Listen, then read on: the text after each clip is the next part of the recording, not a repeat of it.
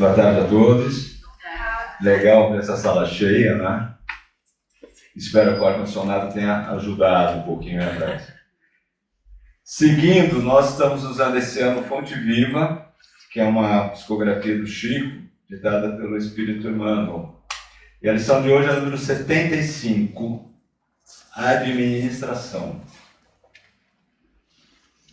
Emmanuel foi buscar no Evangelho de Lucas, capítulo 16, versículo 2, a nossa base para estudo, que é assim: dá conta da tua administração. São palavras de Jesus. Na verdade, essa parte de Lucas 16, do 2 ao 13, Jesus conta uma parábola que não é muito divulgada, que é do administrador astuto. Essa parábola é uma parábola que não é fácil, ela é uma parábola bem difícil, porque, na verdade, ela é uma grande provocação de Jesus. Aí a gente vê que Jesus, quando estava entre nós, ele estava preparando realmente uma coisa para frente, que não tinha como ele cobrar daquele povo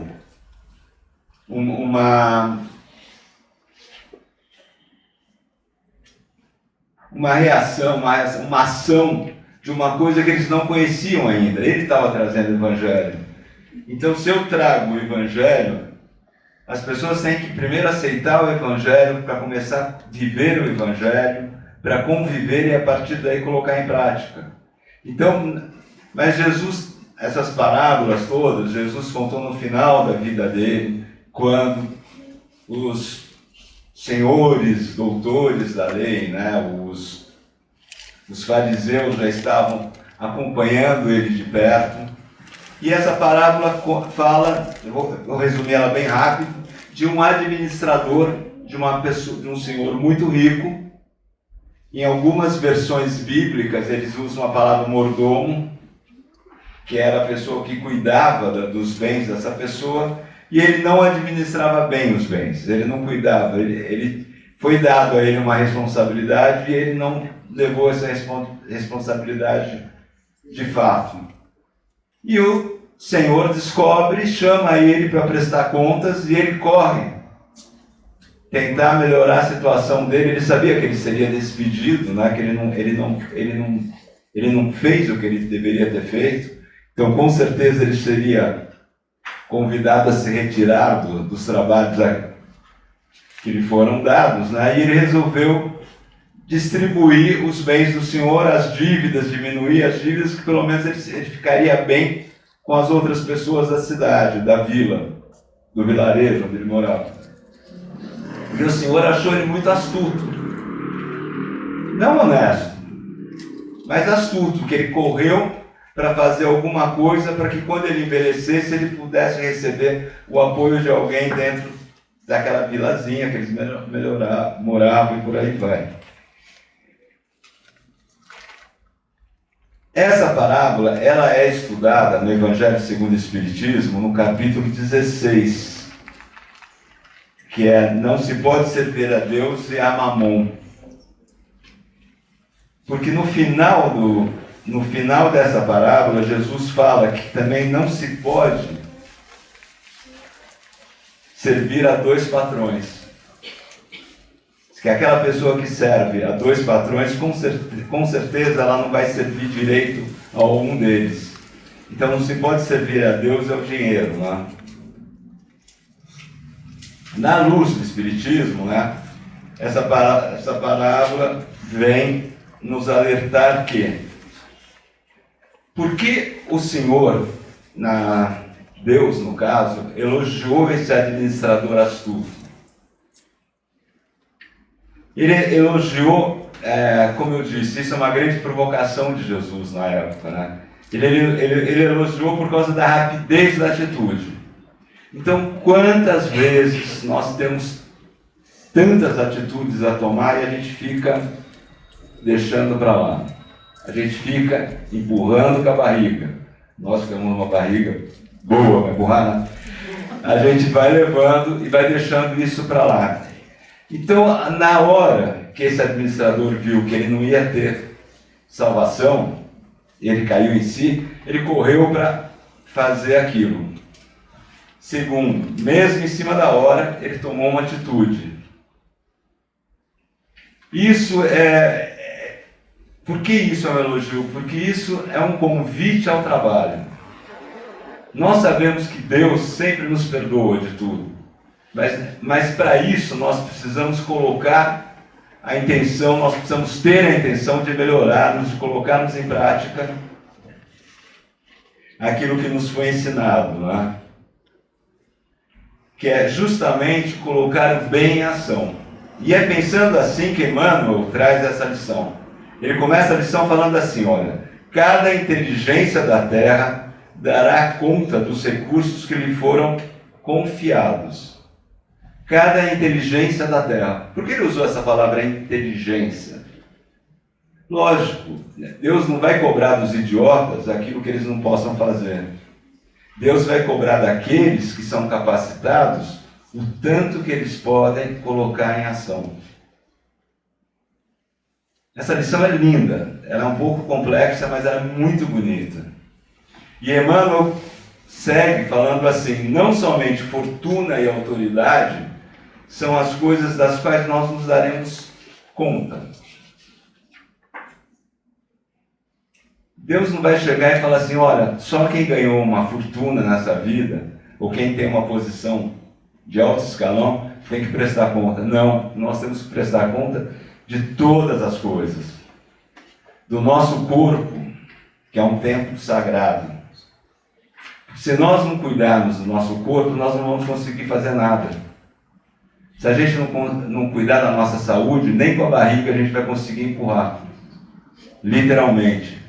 A saúde física, Emmanuel classifica como sendo um tesouro. Mas é um tesouro que nós temos que cuidar também. Uma boa alimentação, bons exercícios, por aí vai. O trabalho é uma oportunidade.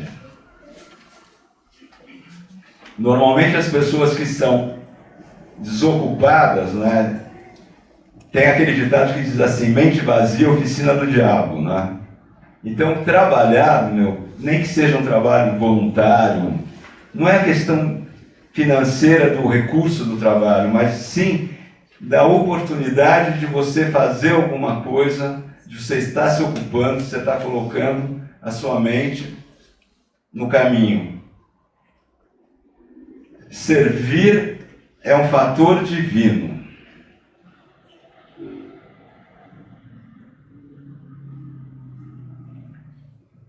Quando nós temos a oportunidade de fazer alguma coisa para alguém, é uma bênção tão grande. Eu sempre falo que é uma delícia quando a gente ganha um presente, mas é muito mais gostoso quando a gente tem a oportunidade de presentear alguém e essa pessoa fica feliz com aquilo. E a coisa do servir aqui é assim, a gente tem a capacidade de apresentar alguma coisa, de dar alguma coisa para alguém. Nós vamos entregar alguma coisa para alguém. Quer dizer, nós temos o que entregar. O estudo, que é uma libertação, que só conhecendo, com conhecimento, que a gente vai ampliar a nossa visão, a nossa maneira de ser. O tempo, que é uma grande oportunidade. Tem gente que gostaria de fazer muita coisa, mas não tem anos, não tem aniversários, né? Não tem oportunidade de fazer tudo aquilo que precisa. O lar é uma grande bênção. Nós podemos ter uma família, podemos ter alguém que nos apoia, que nos suporta. O amigo, que é um benfeitor, que normalmente Deus nos coloca. Muitas vezes, se vocês pararem para pensar, aparecem pessoas na nossa vida que do nada nos abrem uma oportunidade, nos trazem uma solução para uma coisa. São realmente os anjos que Deus coloca na nossa vida para nos encaminhar. E Emmanuel continua dizendo assim, que a experiência benéfica é a grande conquista.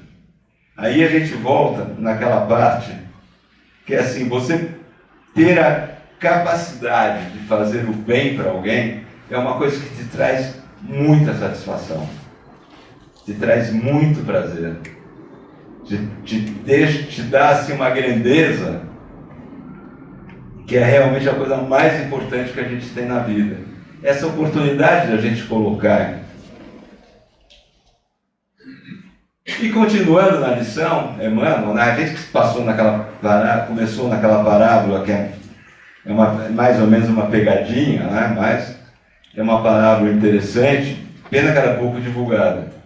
Emmanuel conclui dizendo assim, que viver em harmonia com o Senhor, quer dizer, a gente viver o Evangelho, a gente tentar fazer o bem com os semelhantes e com a natureza, isso é o que mais pode nos satisfazer. Essa é a grande glória que nós temos a buscar.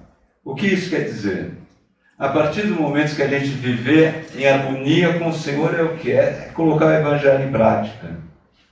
O Evangelho de Jesus é um só, é amor. Quando você coloca o amor em prática, você quer o bem do próximo, tudo dá certo. Você viver em harmonia com os semelhantes é exatamente isso. É você querer o bem do próximo também. Querer o bem do outro. Quando as pessoas estão bem, ninguém amola ninguém. E viver em harmonia com a natureza, isso é uma coisa que nós estamos aprendendo a um preço meio caro, não é? Se a gente não cuidar da natureza, a natureza vai retribuir de uma forma meio difícil. A mudança climática, esse monte de enchente, esse monte de coisa que está tendo, por quê? Porque a gente não joga lixo no lixo, porque a gente não cuida das plantas para drenar a água das chuvas. Então, tem várias coisas que nós precisamos aprender novamente. A coisa mais simples, que é a convivência positiva entre todos, entre o homem, entre Deus e entre a natureza, entre o mundo que Deus nos criou. O Papa Leão XIV, né, no primeiro discurso, na primeira homilia dele, ele deixa isso bem claro. Ele é um Papa que veio da ordem dos Augustinianos. Os Augustinianos, para quem não sabe, eu sou de Bragança, lá teve um seminário, ainda tem hoje um grupo lá. E eles são responsáveis pela formação de novos padres para a igreja. Principalmente isso. Cada lado da igreja tem uma etapa de trabalho, né? E a deles mais ou menos é isso. E o Papa Leão trouxe na primeira homilia dele, viver o Evangelho no meio do povo. Se ele for por esse caminho, nós teremos um convite a mais para vivermos bem com aqueles que estão ao nosso redor. E para terminar, eu recebi essa semana, a gente sempre recebe as coisas, vamos ver se eu consigo funcionar isso daqui sem internet, que o meu celular também está desligado, está no silencioso. Uma historinha que resume tudo isso. Uma senhorinha foi levada ao hospital às pressas. Ó, já fiz errado.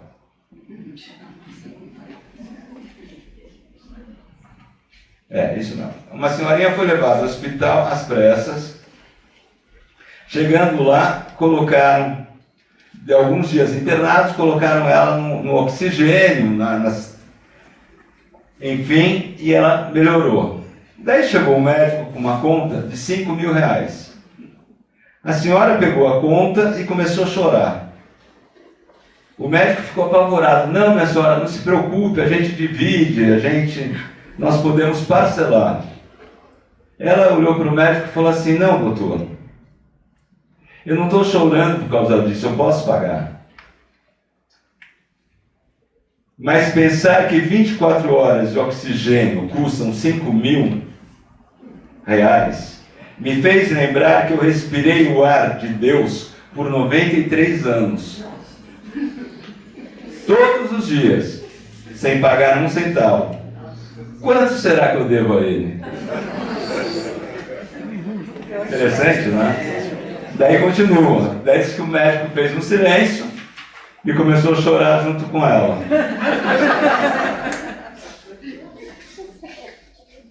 Ele, além de dever, estava cobrando. Moral da história: você pode ter dinheiro para pagar uma conta, mas nunca terá o suficiente para comprar o tempo, o ar, a saúde ou os anos que já viveu. A vida te dá diariamente aquilo que nenhum hospital ou fortuna pode oferecer: a chance de existir. Gente, eu queria desejar uma ótima tarde a todos. E se puder, vamos pensar um pouco. Nós temos a oportunidade de fazer alguma coisa, vamos tentar colocar em prática. Nem que seja no trabalho voluntário, nem que seja cumprimentando as pessoas que estão ao nosso redor. Que a gente possa levar essa energia do crer para aqueles com quem a gente convive no dia a dia. É tão fácil a gente dar um sorriso, a gente dar um ouvido, às vezes, para quem está precisando. Vamos tentar colocar em ação. Fique com Deus. Boa tarde a todos.